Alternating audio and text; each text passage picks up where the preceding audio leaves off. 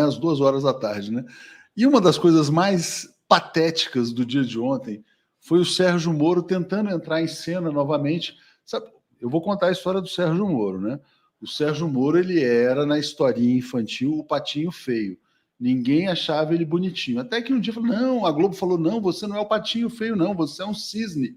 Né? E aí, ele, como cisne, né, entrou em cena, o herói do Brasil, capa das revistas, festa da Time, personalidade do ano, tal. Aí, de repente, o povo brasileiro descobre que o cisne era um patinho feio, né, que destruiu 4,5 milhões de empregos, tal.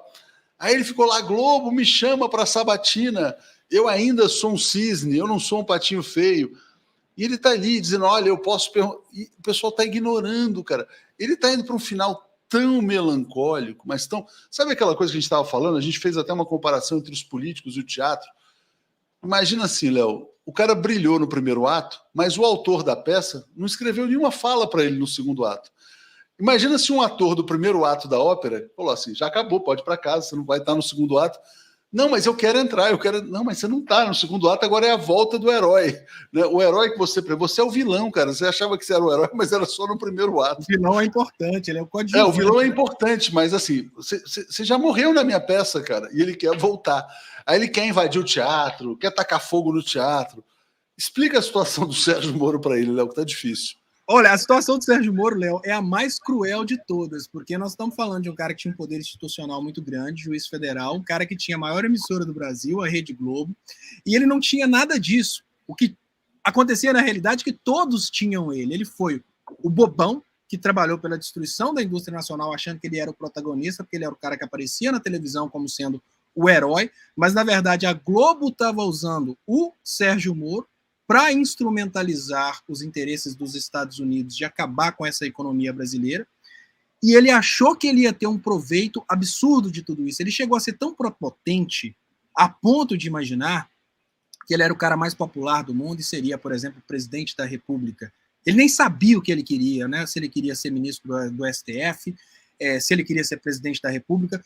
Um fato muito interessante a respeito do nível de prepotência do Sérgio Moro é que, mesmo sendo ele, o Sérgio Moro, o cara que aceitou destruir a economia brasileira para aparecer na televisão, para receber algumas palestras e etc., esse Sérgio Moro foi capaz de achar que ele era limpo o bastante para não pertencer ao governo Bolsonaro.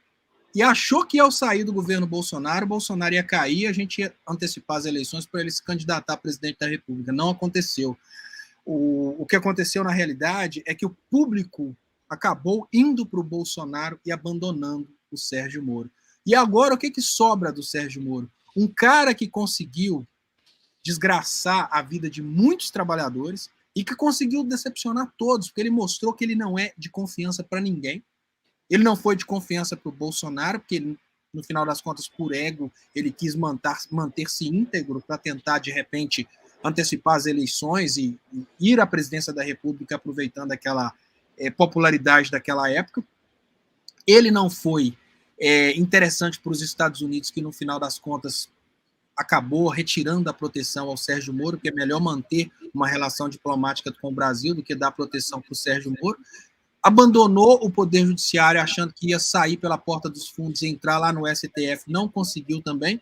Então o Sérgio Moro está colhendo aos poucos um pouquinho do resultado daquilo que ele plantou. É muito importante a gente ver as derrotas do Dallagnol, porque as derrotas do Dallagnol elas acabam demonstrando um pouquinho do que o Sérgio Moro pode passar lá na frente. E é muito simbólico isso, Léo, porque nós temos um histórico de, no Brasil, usarem poder institucional para lawfare ou usarem poder institucional para fazer política, e a queda do Sérgio Moro, a queda do Dallagnol, elas são muito simbólicas para esse Brasil.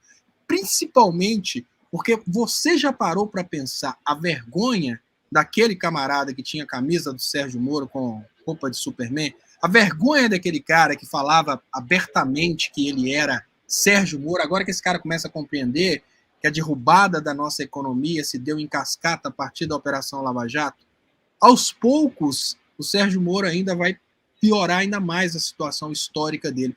Mas agora tá ruim ainda, que ele tá solto. Bom vai ser quando ele estiver na cadeia.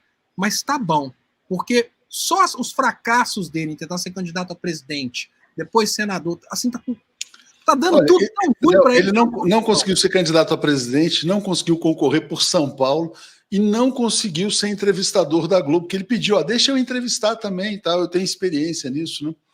Você vê, olha que triste fim, né? Realmente, é uma situação... Agora eu vou perguntar para a Conja de fulano, o que você acha?